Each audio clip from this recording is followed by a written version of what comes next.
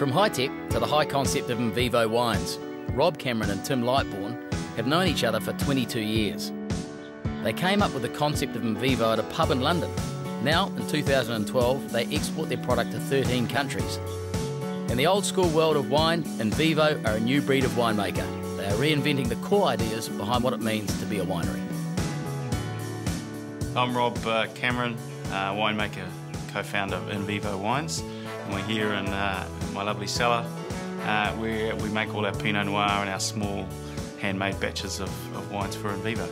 Yeah, Invivo means in life. It comes from the Latin word, viva, and that's sort of something we wanted to really sort of get across in our brand, that wine's about enjoyment, it's about having fun in your life, it's about sharing with your friends and family, and taking some of that sort of old world European sort of wine integration into society and sort of bring that into our brand in a really sort of fun and innovative way. Yeah, well, Tim and I were working in Europe, and as many Kiwis do, we're starting to think about coming back home, and we looked at our respective career options, and we thought, well, you know, with all our experience and sort of lessons that we learned while working in Europe, that if we teamed up and pulled our sort of resources, we could do something really interesting and really different. So we got together and we thought, well, let's start a wine brand. And then we started to launch Invivo. We didn't, you know, this sort of recession came. You know, the banks was quite tough at that time, and also there was a lot of wine produced in that year in 2008. So it was a sort of a perfect storm for us to head straight into. But what I would say is it taught us a lot, and I think we sort of improved by being quite prudent with everything, really. You know, it's easy to make wine, it's hard to sell it. So I think the challenge has been the long road to building our brand, and we're nowhere near to the end of it yet. It's a continual process where you're working every day to meet people and get our wines in front of people and sort of show what we can do and prove that the quality that we've got and get people excited about what we do. Suddenly you've got this product and you need to sell it. In the wine industry, you've got new vintages coming on every year, so you need to make sure that the wine sells through. In export markets, in terms of getting into Australia and countries like, you know, China or Taiwan or UK, it's easier to sell to your mates here in New Zealand, but you try and sell on the street to China or Taiwan, so it's getting traction in these markets as well. So that's quite challenging. There's quite a lot of, you know, getting out there and burning the old shoe leather, walking around and tasting in stores and things like that. So that's quite a big challenge for us. We literally went to every shop that stocked our wines, and we stood in stores and we did tastings, and you know, we did letter drops in areas we thought would buy our wines. We did just about anything possible just to get our brand in front of people. These boxes were produced by a New Zealand street artist crew called TMD Crew. We've been working with them for about 2 years. We sponsor the group. They're actually the world champion of graffiti, so they've won it a couple of times. They win that to actually travel over to Germany for that. These ones are by Mark Hinare, and sort of really nice Māori designs on it. And you can imagine the wine journalists or some of our customers in Japan, for example, just getting this. It's just a little bit different from sending our wine in just a cardboard box or a bag or something like that. So they've been super popular. You can't afford to be still, otherwise you're going backwards. So, you know, from a business side of things, you have to take the risks and you have to take those leaps, you know, even if they cost you in the short term, because you've got to believe that, you know, in the longer term you're going to get the results, and you know, that's worked for us so far, and we continue to push it and try new things, and I think that's the only way to really sort of succeed, especially in today's, you know, really tough kind of economic environment. Yeah, we're official wine supplier to the Graham Norton show, and that was something started about a year and a half ago, when I read that he actually liked New Zealand wine.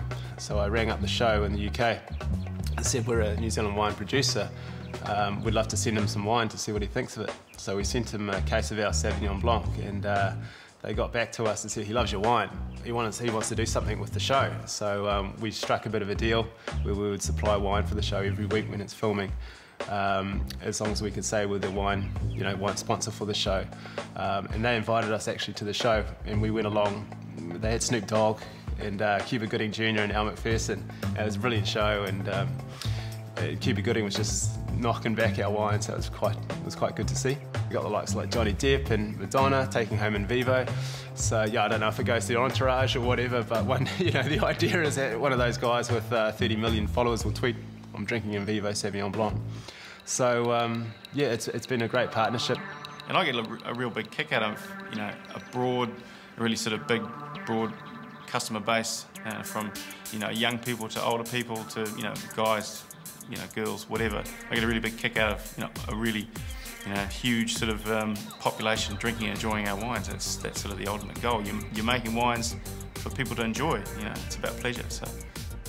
Yeah, I mean, if the wine wasn't good, it wouldn't work, right? So they both have to work off each other. But the marketing side of things, we thought it was important, just with so many labels and on shelf. Like, we didn't want to be another river or a hill or a mountain or a lake label, right? We wanted something that really stood out. And people would see Invivo on the shelf, oh, that's those two guys, yeah, they're up to that, or they sponsor that local artist here in Sydney or in London or Japan or whatever. And it was really taking some ideas from other categories. So my background was working at L'Oreal and a couple of other FMCG companies, and taking those ideas and putting it into the wine industry to support the brand. So this means something. There's a lot of labels that people would think, oh, that's just another wine, but we want this to stand out and mean something to people. It's a great combination. We can't really do one without the other.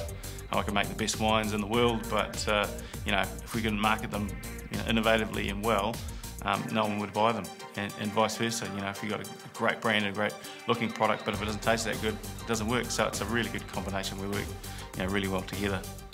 So we are travelling pretty much every month to a different country. We're standing in stores.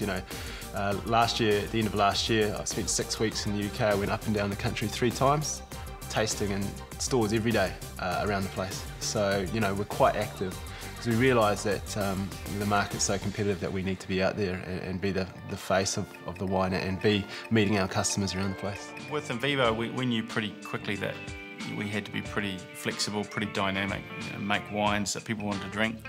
And as a winemaker, you have to kind of check your ego at the door. It's not about you, it's not about your personal preferences for wine, it's about thinking about how other people drink your wine, how they perceive your wine. So, it's kind of maybe a slightly different approach from the old traditional style, particularly in Europe, where the winemakers were sort of the gods of the estate. I look at it more of sort of, we're working for our customers. I'm responding to what they say. And when we're out in the market tasting with them, we're listening. Do you like that aspect of our wines, or don't you like that aspect of our wines? And then each year we're sort of going back to the drawing board and saying, okay, well, people like that style, or they didn't, let's change it. Does this market like this style? Does that market like that style? So, it's really about being adaptable, flexible, and making what people want to drink.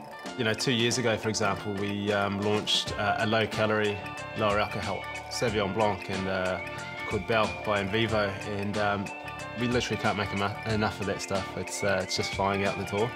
And that was New Zealand's first ever wine to put a nutritional panel on the back. We actually nickname it Cougar Juice, so yeah, it's been a positive wine.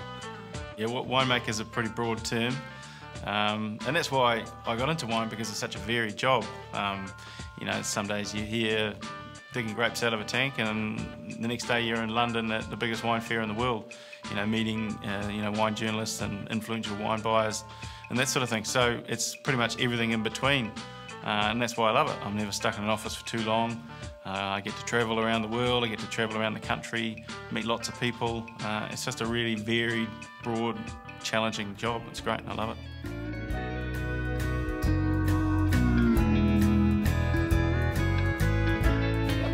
We sell now in 13 countries in the world, but it's always good to come back to the local.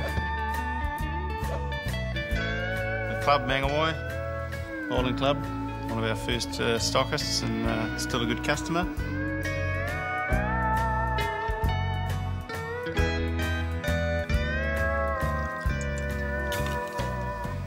Beauty. Oh, cheers. Cheers, mate. Cheers.